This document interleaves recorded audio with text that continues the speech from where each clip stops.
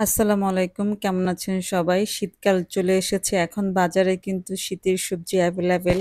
ফুলকপি, পাতাকপি, সিম আরো অনেক মূলা। তো শীতকালে এই সবজিগুলো আমার খুব ভাল লাগে। তো আমি আজকে শীতের সবজি দিয়ে রান্না করব রুই মাছ। রুই মাছে লবণ হলুদ মাখিয়ে রুই মাছটা আমি একটু ভেজে নিব। আর যেহেতু তরকারি রান্না করব মাছটা বেশি ভাজবো না, অল্প করেই ভাজবো। বেশি ভাজলে মাছের টেস্ট নষ্ট হয়ে যায়। আমার কাছে মনে হয়। অনেকে আবার অনেক কড়া ভাজি খান।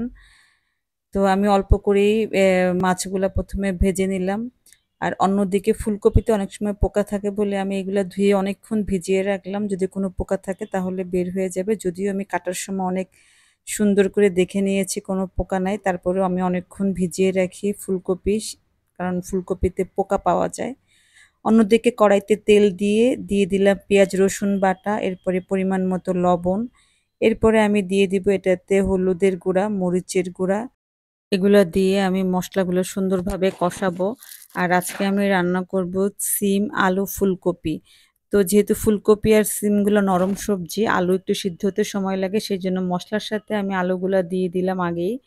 এখন আমি মসলা এবং আলু ২ টাতে একসঙ্গে কষাবো। যাতে আমার মসলাও কষানো হয়ে যায়, আলুগুলাও মোটামুটি আধা সিদ্ধ হয়ে যায়।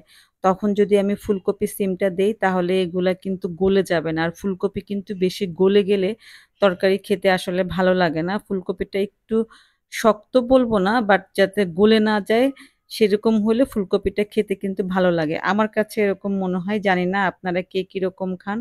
তো যেহেতু আমার আলুটা আধা সিদ্ধ হয়ে গেছে, মসলা কষানো হয়ে গেছে, এরপর যে সিম আলুটা দিয়ে আমি কিছুক্ষণ কষাবো। এমনিতেই পানি বের হয়েছে। একটু ঢেকে দিয়েছিলাম, উঠিয়ে দেখলাম পানি শুকিয়ে গেছে। এখন আমি আবার আ ঝোলের পানিটা দিয়ে দিলাম এখন। কারণ আমার সবজিগুলা কষানো হয়ে গেছে। আর এই ফুলকপি, সিম বা আলুর যে তরকারিটা এটা একটু পাতলা ঝোল হলেই বেশি মজা লাগে। তো যেহেতু জাল উঠেছে তরকারিতে আমি এখন ভেজে রাখা মাছগুলা দিয়ে দিলাম এটাতে। মাছগুলা সুন্দর করে তরকারির মধ্যে ডুবিয়ে দিব যাতে মসলাটা মাছের মধ্যে ঢুকে। আর এরকম কিছুক্ষণ রাখার পরে আমি এটাতে দিয়ে দিব হচ্ছে ১ চামচ জিরা গুঁড়া।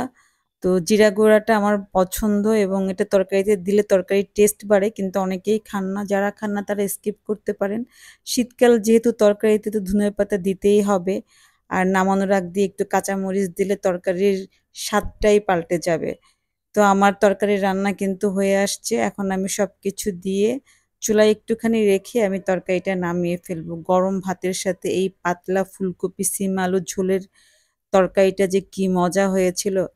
আমার রেসিপিটা ভালো লাগলে আপনারাও কিন্তু ট্রাই করতে পারেন। আর আমার ভিডিওটা এতক্ষণ কষ্ট করে দেখার জন্য আপনাদের সবাইকে অনেক, অনেক ধন্যবাদ।